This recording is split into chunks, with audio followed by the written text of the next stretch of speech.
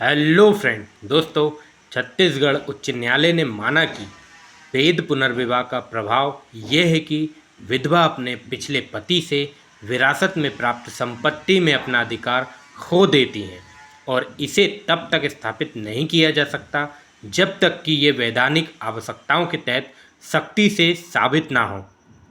Justice Sanjay के अग्रवाल की single bench ने कहा कि वैध पुनर्विवाह का प्रभाव यह है कि विधवा अपने पिछले पति से विरासत में प्राप्त संपत्ति में अपना अधिकार खो देती हैं। इसलिए जहां पुनर्विवाह को रक्षा के रूप में स्थापित किया जाता है, विधवा को संपत्ति के अधिकार से वंचित करने जैसे विनाशकारी परिणाम के मद्देनज़र इसे सख्ती से साबित करना होगा।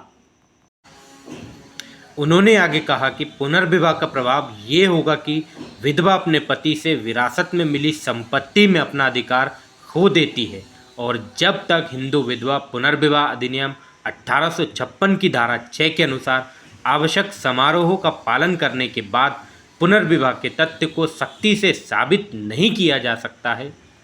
पुनर्विवाह के तथ्य को स्थापित नहीं किया जा सकता, जिससे संपत्ति का अधिकार जो एक वैधानिक अर्थात संवैधानिक अधिकार है, वे भी विधवा को खो देती है। कोर्ट ने उक्त टिप्पणी संपत्ति के संबंध में दायर एक दूसरी अपील में की, जिसमें एक घासी पुत्रों में से एक की वर्ष 1942 में मृत्यु हो गई और उनके पीछे उनकी पत्नी और एक बेटी रह गई। वादी के अनुसार चूंकि पत्नी ने 1954-55 में दूसरी शादी कर ली, उसका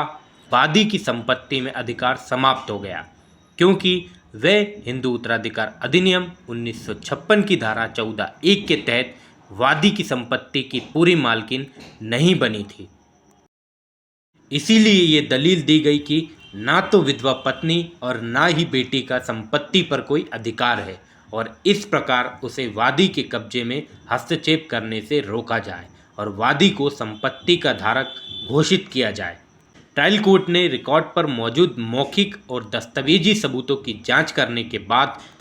फैसला किया था कि विधवा ने पहले ही 1954-55 में दूसरी शादी कर ली थी और इस तरह वह भरण पोषण के लिए केवल 5 खंडी भूमि की हकदार होगी।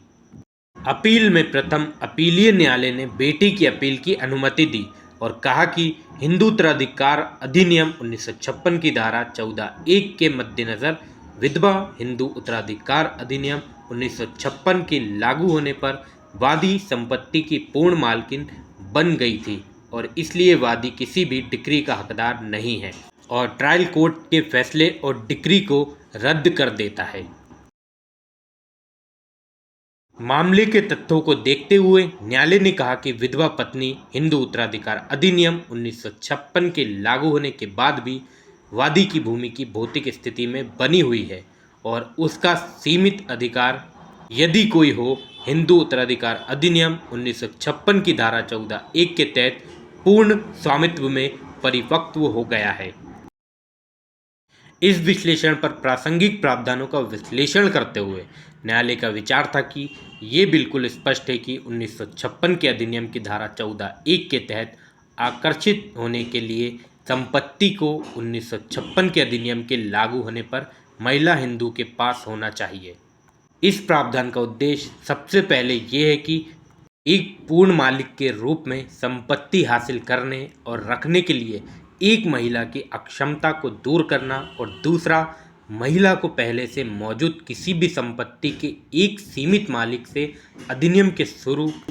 होने की तारीख पर पूर्ण मालिक में परिवर्तित करने के लिए हिंदू विधवा पुनर्विवाह अधिनियम 1856 की धारा 2 पर भरोसा करते हुए जो विधवा को मृत पति की संपत्ति से पुनर्विवाह के बाद वंचित करता है। कोर्ट ने कहा, इस प्रकार 1856 के अधिनियम की धारा 6 के अनुसार पुनर्विवाह के मामले में विवाह के लिए सभी औपचारिकताओं को साबित करना आवश्यक है। अधिनियम की धारा 6 लगभग उन्हीं समारोह के प्रदर्शन पर विचार करती है जो इस मामले में हिंदू महिला की शादी के लिए आवश्यक है।